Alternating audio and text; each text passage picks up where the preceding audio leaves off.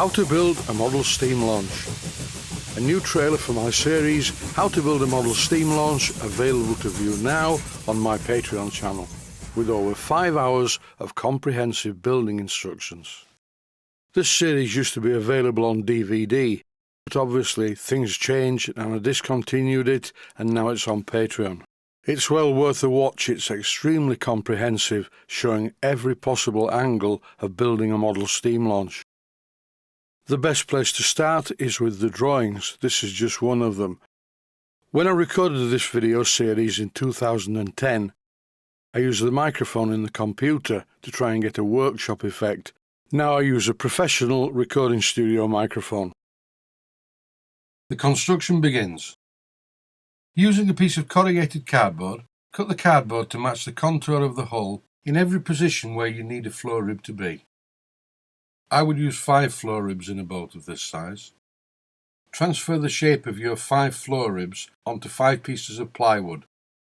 The plywood that you use needs to be a minimum of ½ inch thick in order to support the weight of the floor of the boat, plus the weight of the steam plant which will be fastened to the floor.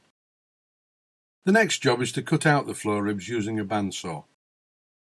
Once the 5 flow ribs have been cut out on the bandsaw, take them over to the belt sander in order to clean them up and smooth the edges. Make sure that the belt always travels away from you. If the belt was travelling towards you and grabbed the work, it would throw it at you. So by now you should have a nice set of 5 flow ribs. This is a very simple part of the job and much easier than you think. Later on, the job does get slightly more complex. This video series shows every step of the process.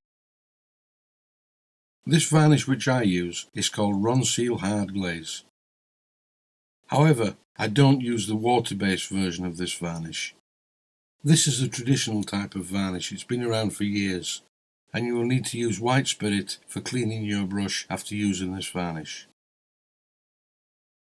The decking capping strips are 1/4 inch wide. This time we're applying the masking tape to the hull to protect the hull from the cyanoacrylate adhesive that you can see being applied here. Don't apply too much cyano, otherwise it will run down the side, but do make sure that the covering is consistent. Do not apply any cyanoacrylate adhesive past the centre point of the stern. Now take the first capping strip and balance it on your finger to find the centre point. Then clamp the mahogany strip at this centre point to the edge of the top decking, exactly at the centre of the stern. Apply firm pressure to the mahogany strip to bend it round the stern area, and clamp this strip at regular intervals in order to hold it tightly against the edge of the top decking until the cyanoacrylate adhesive has had time to set, which will be fairly quickly. Use this fine sandpaper to round the top edges of the capping strips where they meet the top decking. Then sand the top decking itself until there is no difference in level between the top decking and the top of the capping strip all the way around.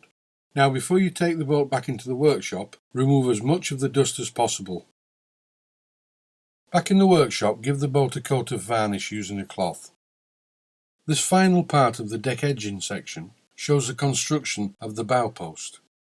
The simplest solution is to extend the deck edging to the very tip of the bow and stick a shaped block of mahogany on the top decking at that point.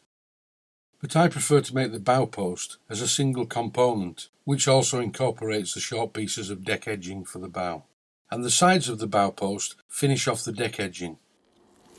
In this series there is a lot of information about the installation of the steam engine, the steam pump and the reversing gearbox.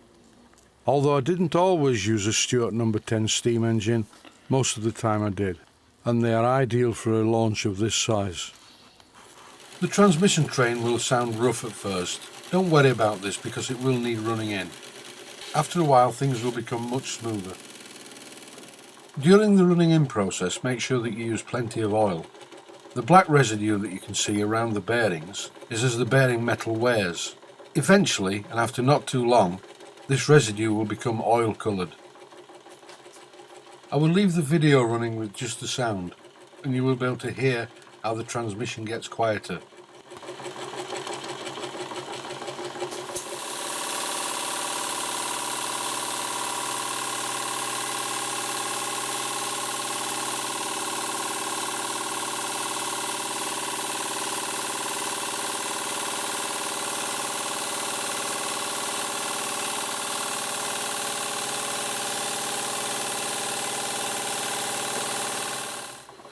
And that is it for this short trailer. Stay safe, stay healthy, thanks for watching, and please consider becoming a member of Patreon. There are many more videos to watch on there. Please take the time to visit my Mainsteam Models website and click on the section of the website that says Video Playlists. And by doing that, you can find other videos that you may like to watch. And by using the playlists, you can actually watch the videos back to back.